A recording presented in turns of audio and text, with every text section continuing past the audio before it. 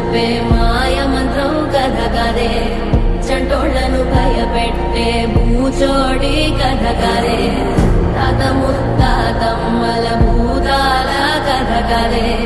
విక్రమాదిత్యుడు చెప్పిన వేదాళుడి కథ కదే దీపము నుండి దెయ్యం వచ్చే అల్లావుద్దీన్ కథ కదే ఇది ముడత చర్మం ముసలి చెప్పే కథలాంటి నిజమేలే